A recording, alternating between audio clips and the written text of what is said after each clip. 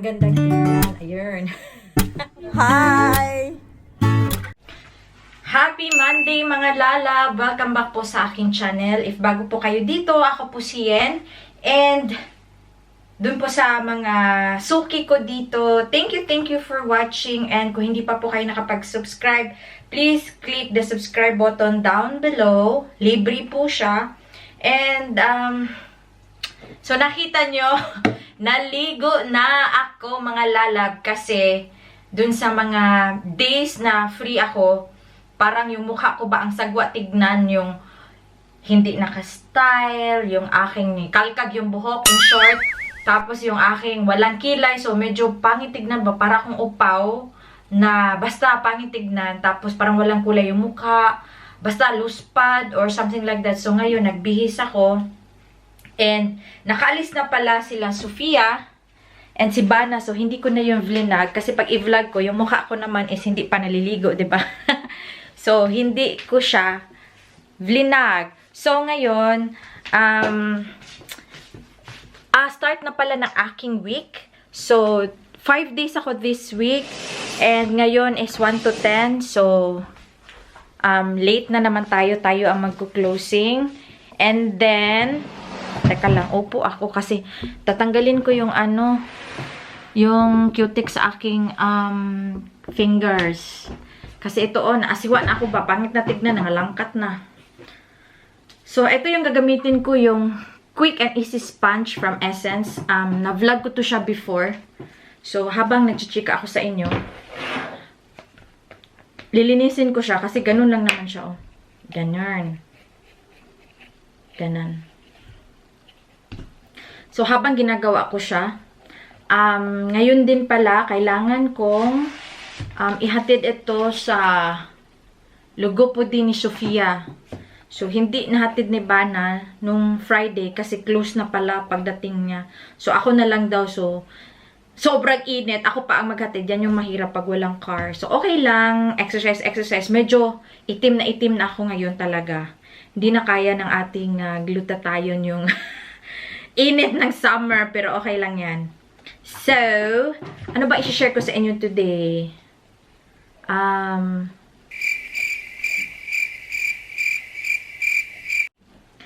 Sige, i-share ko sa inyo yung kung ano yung trabaho ni Mr. Talaga. Ay, teka lang. Siguro mamaya, tignan ko kung makakapag-vlog ako. Kasi 'di ba sa work ako, tapos magba-bike pa ako. And then hindi ko na makita sila Bana. Si Bana makikita ko pa kasi inaantay naman ako niyan, 'di ba? Inaantay niya ako tapos pagdating ko tulog na si Sofia. So nung mga araw pala nung free ako, grabe. Tapos nakita ako ni Sofia ba pagdating niya galing sa daycare, grabe yung mga gakos. Yung mga yakap niya sa akin. Grabe, ang higpit talaga. Sabi niya, Mama. Tapos parang gusto lang niya 24 hours talaga nasa tabi. Nasa tabi niya ako. Ganon siya, Mama. So parang naawa ako sa anak ko. Kaya dun sa latest ko na vlog, may makakita din kayo na yung niyakap niya ako, talagang kinuhanan ko yun ng video. Nilagay ko yung camera sa bintana. Kaya medyo dark siya or blurred kasi nga sa bintana yun. Naawa talaga ako sa anak ko. Kailangan nating magsikap kasi pag hindi, paano na yan? Hindi kasya yung ating income. Hindi kasya yung income ni Bana. So, pag isa lang ang nagtatrabaho dito, sobrang hirap talaga, as in sobra.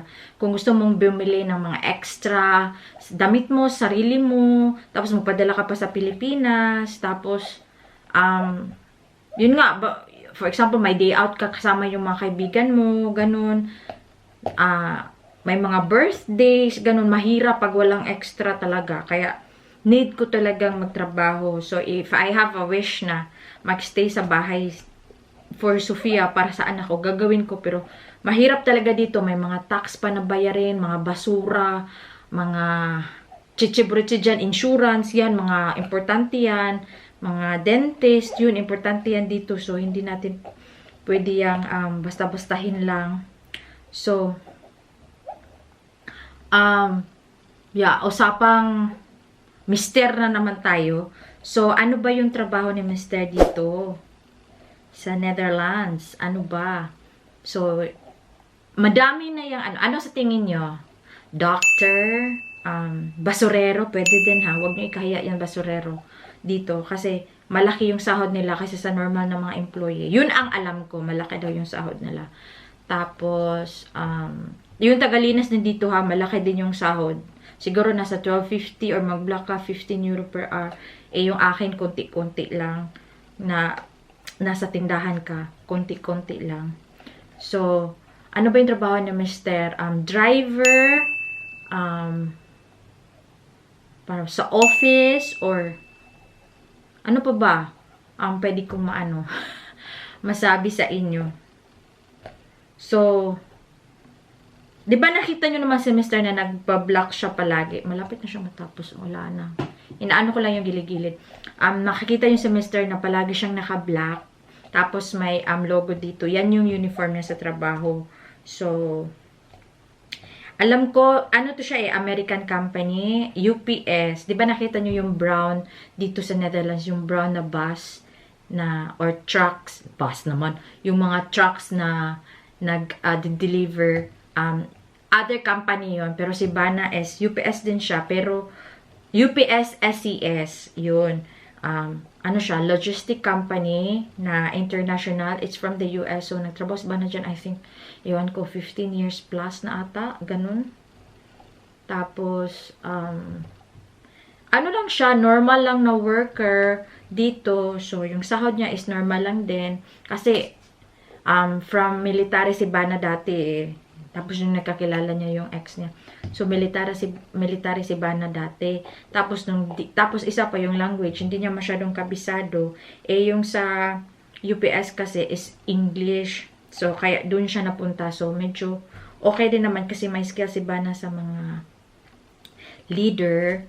So, yun ang trabaho niya. Ngayon, nagbibigay siya ng mga nasa safety thing si Bana. Siya yung nagbibigay ng training sa mga bagong empleyado, tapos siya yung nagbibigay ng exams, tapos siya yung nagkakandak ng mga, ano ba yun, yung mga, ano ba ibig sabihin nun, yung mga inspection, siya din yun sa, about safety sa facility. So, at saka, ano ba yun, yung mga behave, parang first aid something. Yan yung mga type ni Bana. So, yan yung work niya. So, normal lang din yung kita ni Bana sa trabaho. So, kaya kailangan ko ding support. So, kailangan ko ding magtrabaho. So, ganon! So, 'di ba? Kasi nakikita nyo naman, ano lang, very simple si Bana. Polo shirt lang, ganon. And t-shirt. So, yun lang yung trabaho niya. So, ganon. Kailangan ko. So, kaya din siguro, sa tingin ko, bakit simple din si Bana? Kasi, 'di ba?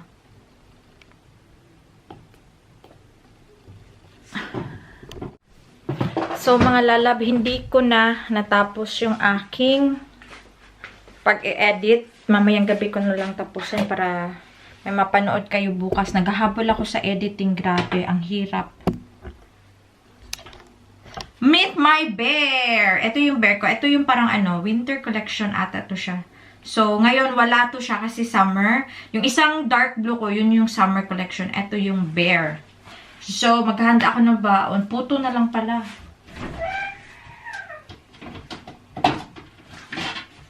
Meron akong konting puto dito. And hindi ko alam ano kakainin ko ng dinner. As in. Ay. Minsan kasi wala na talaga akong time ng iba-iba kasi nagbe-blank. Papalitan ko muna kayo ng baterya. So, I'm back mga lala, pero gamit ko yung aking iPhone 11 kasi nawawala ang aking dalawang battery. So, tinanong ko si Bana kung nakita ba niyang nilalaro ni Sofia kasi hindi ko talaga siya mahanap. I know, dinala ko siya dun sa party ni Savi, pero ang alam ko, nilabas ko na sila. Tinignan ko sa bag ko, pero wala. Tinignan ko din sa ilalim, baka nahulog or Yeah, kasi andun lang talaga siya malapit sa aking iMac. Pero walay. Ewan ko, pero tuloy pa rin ang ating pagva-vlog. So, naghahanda na lang ako. My water is ready. So, ano ba yun? Si Sofia talaga palaging pasangin lang nito. Kasi, yeah, siya naman yung baby, diba? Pero hindi ko siya nakita talagang humahawak nun kasi as soon as pumunta siya doon, tinitignan ko talaga siya. Sabi ko, baba ka agad. Kasi nga, may iMac, diba? Baka labnutin niya. And, ay, nako. So, i-charge niya lang ni Bana yung aking battery mamaya. Nag-iisa lang yun. Hi! So, iba yung parang reception. Kasi nga, gamit natin yung iPhone 11. But it's okay. So, magdadala lang ako ng puto. Dalhin ko na lang ito lahat. Kasi hindi naman kumain si Bana. Okay na lang ito lahat. 5. Break, snack, at saka pan-dinner na din. Ayun, puro puto lang tayo. Puto, sabi ni Day Ikat, gusto daw niya. Halika, Day. Madali lang itong gawin. Ayan.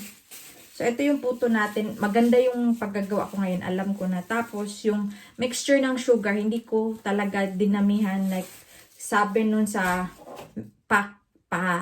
box. Kasi para hindi masyadong matamis. 11 na. So, may time pa ako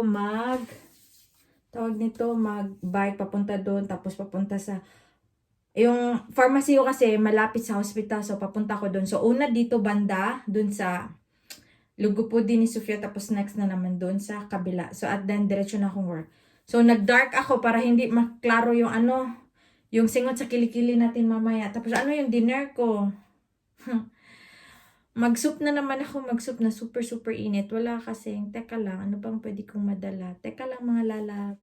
So, bibili nila ako ng dinner mamaya for a change. Meron namang mga fries or anything. Pero, hindi McDonald's. Kasi yung McDonald's kasi ang haba ng pila. Minsan. Lalo na pero Lunes naman, hindi siya busy. Hanapin ko yung aking white Adidas shoe. Gusto kong yung aking lumang Adidas. Ayan. Tignan ko kung yung presentable. Kasi sa likod naman ako, so it's okay lang. Ayan, ito gagamitin ko. Okay lang, kasi sa likod ako. As in, sa magazine ako today. Kaya pwede lang ako maglupad-lupad doon. Nag-eyebrow lang ako. Wala akong dito. Hindi ako naglagay. Kilay lang yung nilagyan ko. Eyebrow pala. Eyebrow. So, punasan ko lang to ng konti. At saka ready na ako. So, tayo talaga Pilipino, no? Yung style ko talaga palaging sa huli. Hindi ko siya hinanda.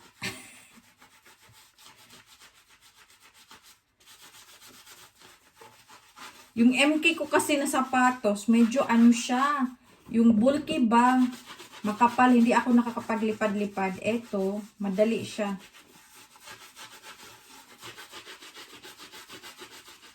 Sinabunan ko lang to. Ay. Ayan. Pasensya nyo na, madumi siya, madumi. Ganyan talaga.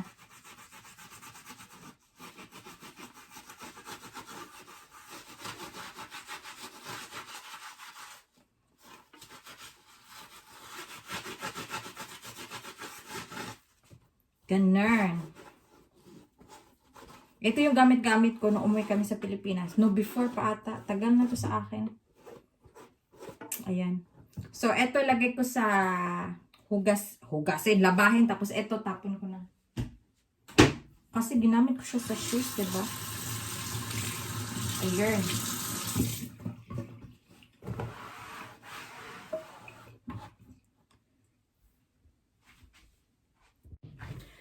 Mga lalab, flex ko lang pala yung aking suot na belt. Ito.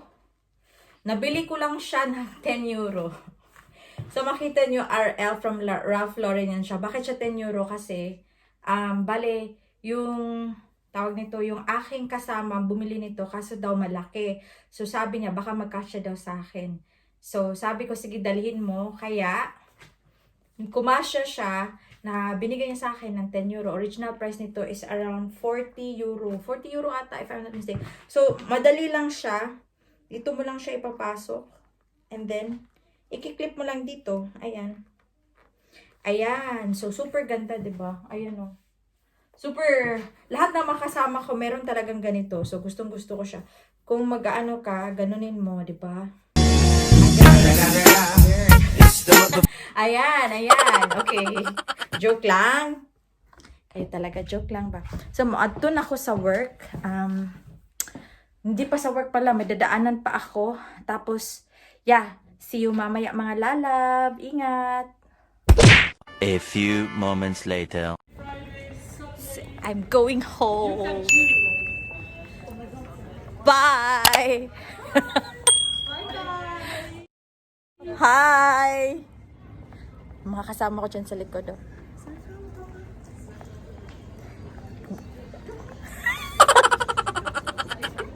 She's going live. No, not live. 갑자기 내게 나타나준 너 난 아무 말도 할 수가 없었지